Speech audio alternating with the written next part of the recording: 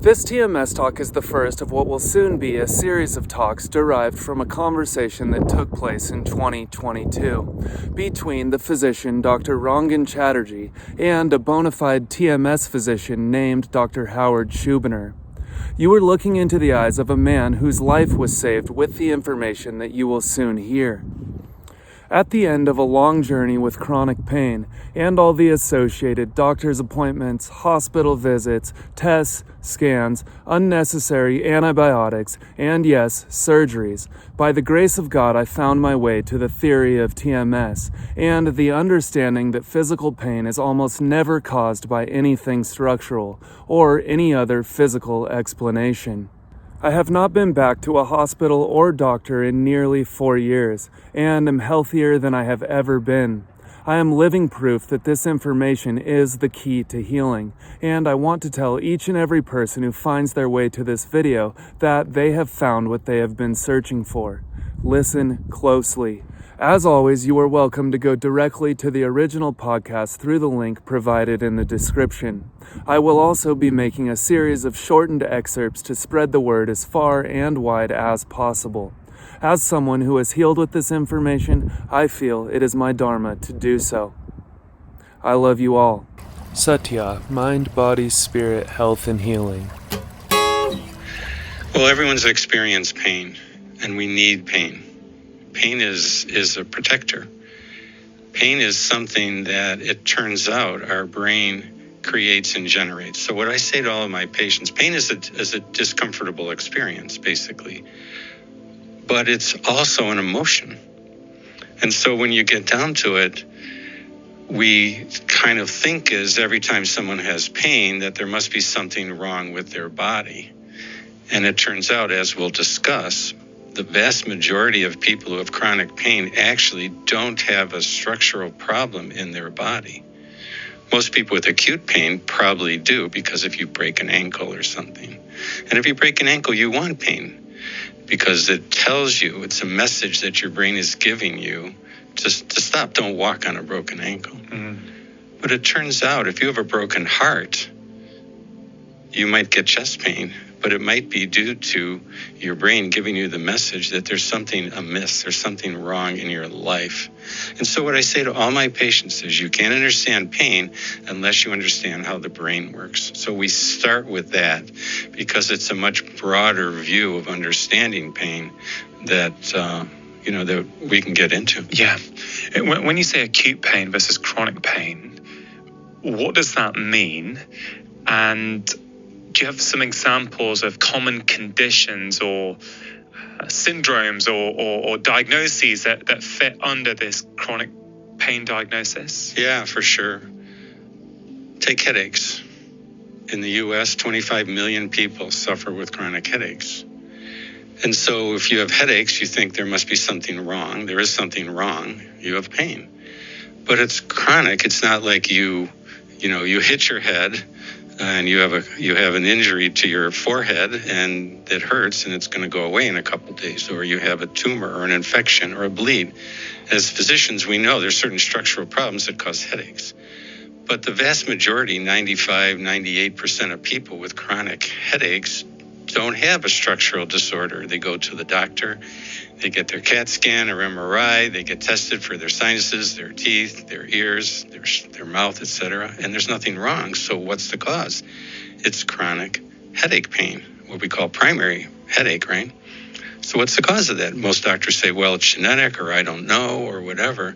And what we're saying is we know exactly why people have chronic headaches, because we can talk to them. We can listen to them, we can hear their story, and we understand how the brain works and how the brain can create a cycle of pain due to neural circuits that get activated due to stress and emotions and life situations. And then it continues to get activated by this vicious cycle of pain leading to fear of pain, which leads to more pain. I reflect back on my career to date, and I remember early on, as a primary care doctor, some of the most frustrating cases were those patients who would come in with chronic pain, whether it be chronic migraines, headaches, bilateral arm pain, whatever it might have been. Because as a medical doctor, certainly back then as a very junior medical doctor, I didn't really feel I had the tools to help these people. As I say that, Howard, I remember distinctly one afternoon I was in Timperley. I was in a practice in Timperley. I can remember this lady coming in, maybe 60, 62.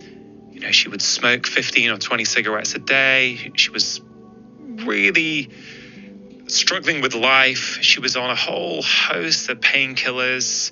I had all these letters from the pain clinic. Just increase the pregabalin by 25 milligrams.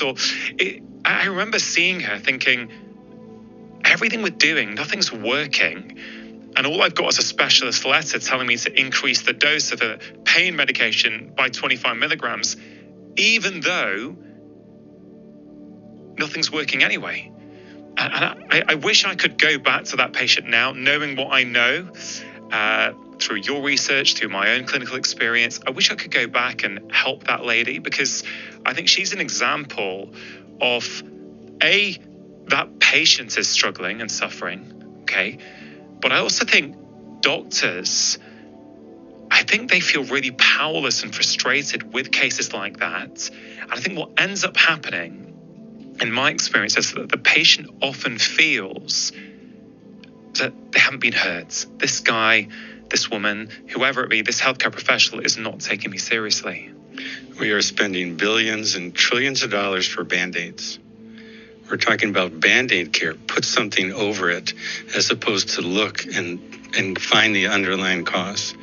And the pain that is experienced in chronic headache and migraine and irritable bowel syndrome and fibromyalgia and chronic pelvic pain, and we've done research and looking at the causes of these, and most people with neck and back pain, we'll talk more about that in a minute. The pain they experience is real. It's not imaginary. It's not in their head. But it is in their brain because of neural circuits in their brain when the doctors can't find anything wrong, which is the case most of the time, as you've experienced. So the doctors are frustrated. They can't find anything that's wrong. They can say, oh, have this surgery or do this to fix it. That's not going to happen. But they can get better. And that's the work that we've been doing, and a lot of other people are doing as well.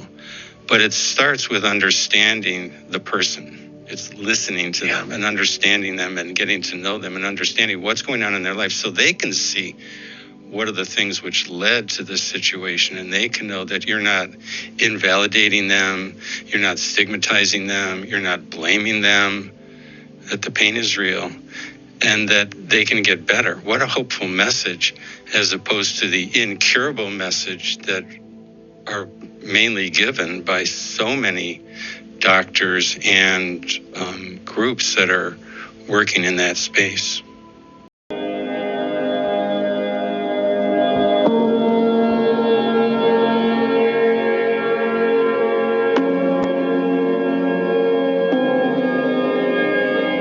If you found this to be meaningful, please like, share, and subscribe to support and encourage future creations of this kind.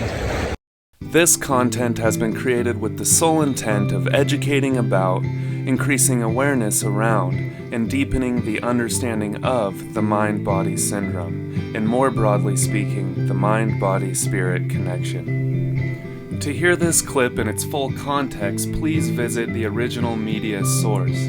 And to learn more about the mind-body-spirit connection, you can visit howtosayfupolitely.com. Until next time, love your struggle and remain free.